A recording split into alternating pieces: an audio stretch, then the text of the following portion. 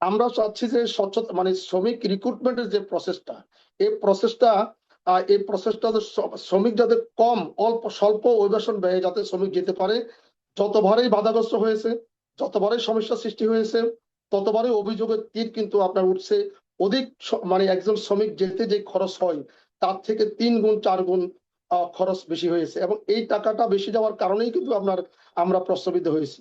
তা আমার মনে হয় রিক্রুটমেন্ট প্রসেসটা যদি স্বচ্ছতার ভিত্তিতে হয়, এবং আপনার এটা যদি শ্রমিকের যেই এক অন্তপক্ষে 2 মাস বা 3 মাসের বা অল্প 5 মাসের ভিতরে যদি তার যে বেতনটা পাচ্ছে, সেই বেতনটা দিয়ে যদি সে যেতে পারে, তাহলে আমরা গভর্নমেন্ট সার্থক হবে।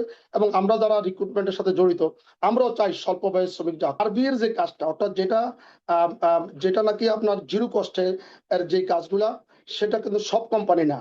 জিরো কস্টের হিউজ কাজ রয়েছে, সেগুলো জিরো কস্টের আইলোর সিস্টেম অনুসারে এটা নেওয়া সম্ভব। কিন্তু যেগুলো লোকাল কোম্পানি, সেটা হয়তো আপনি জানেন যে মাইগ্রেশন কস্ট সরকার নির্ধারণ করেছে ৭৮,৯৯০ টাকা। এর পরবর্তীকালে সরকার আবার ইন্টারিম গভর্নমেন্ট এটাকে আবার রিভিউ করে ১,৬২,০০০ সামথিং করেছে প্রাইভেট সেক্টরে, অর্থাৎ মালয়েশিয়াতে শ্রমিক যাওয়ার, এবং কিছু শ্রমিক তারা পাঠিয়েছিল।